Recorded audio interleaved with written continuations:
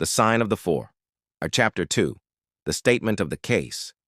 Miss Morstan entered the room with a firm step and an outward composure of manner.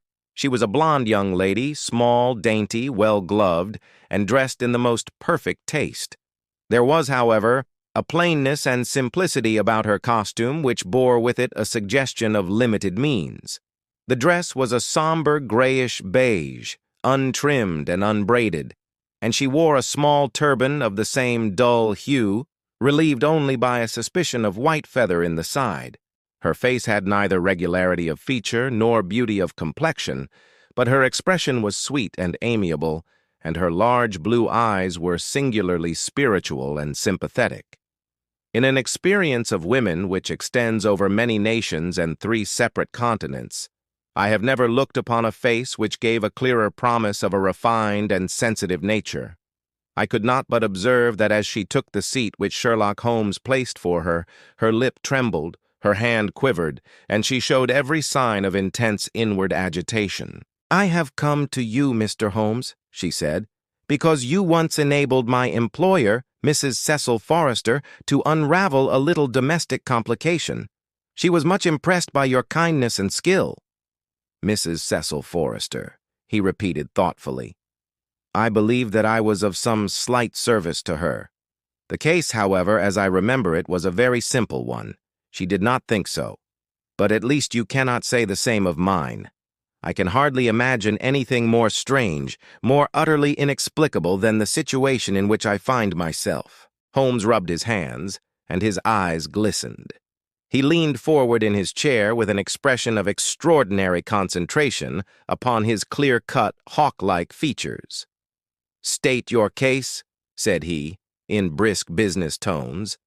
I felt that my position was an embarrassing one. "You will, I am sure, excuse me," I said, rising from my chair. To my surprise, the young lady held up her gloved hand to detain me. "If your friend," she said, "would be good enough to stop, he might be of inestimable service to me." I relapsed into my chair.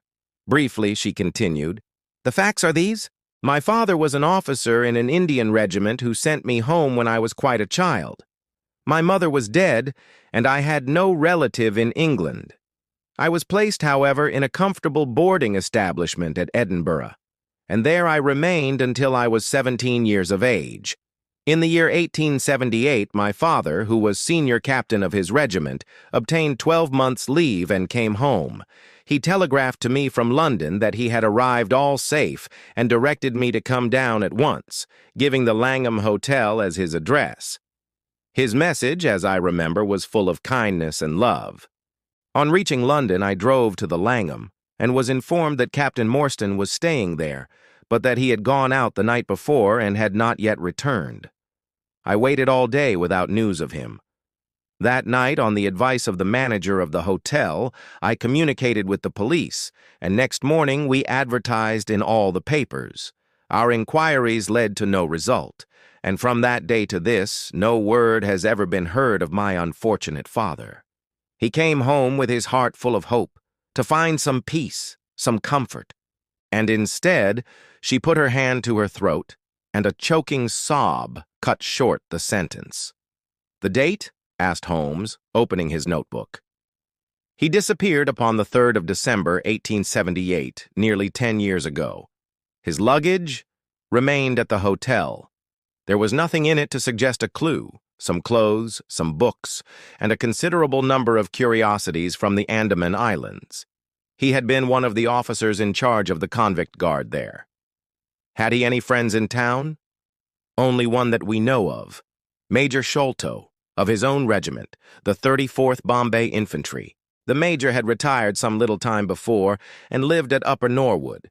We communicated with him, of course, but he did not even know that his brother officer was in England." "A singular case," remarked Holmes. "I have not yet described to you the most singular part. About 6 years ago, to be exact, upon the 4th of May, 1882, an advertisement appeared in the Times asking for the address of Miss Mary Morstan, and stating that it would be to her advantage to come forward. There was no name or address appended. I had at that time just entered the family of Mrs. Cecil Forrester in the capacity of governess. By her advice, I published my address in the advertisement column.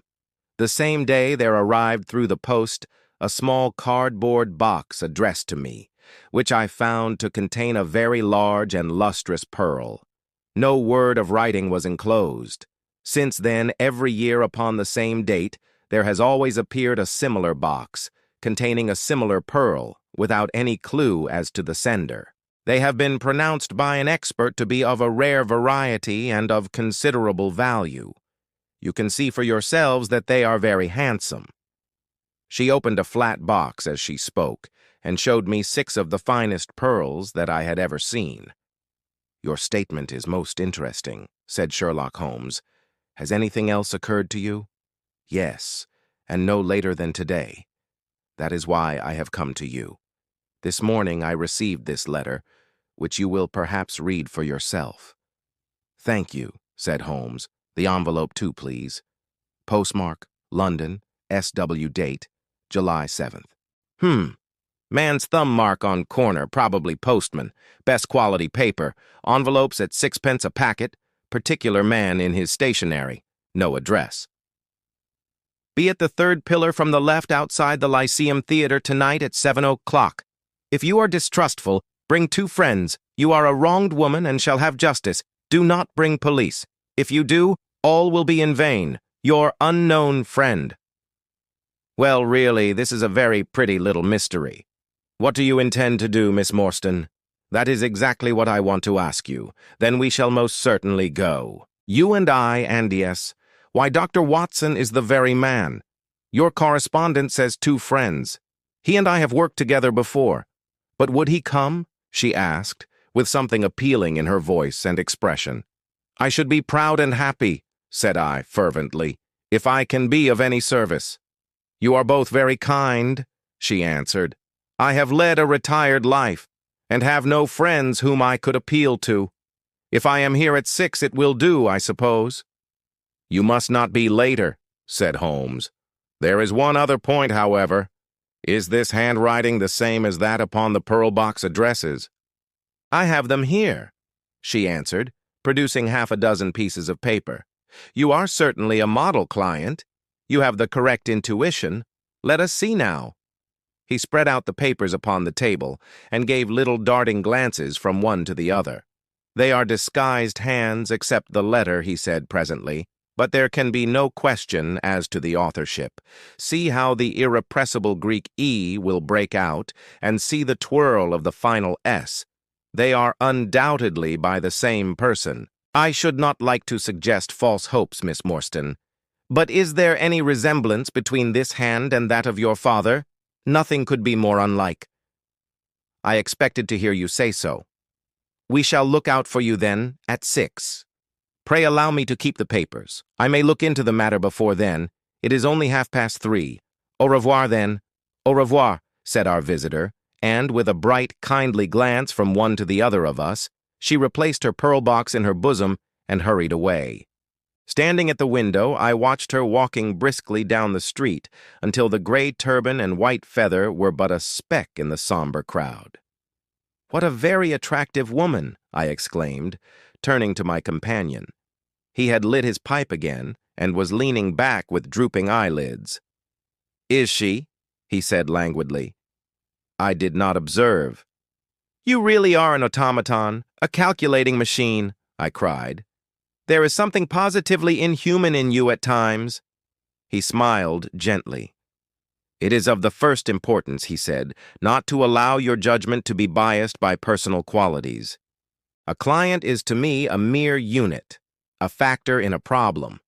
The emotional qualities are antagonistic to clear reasoning.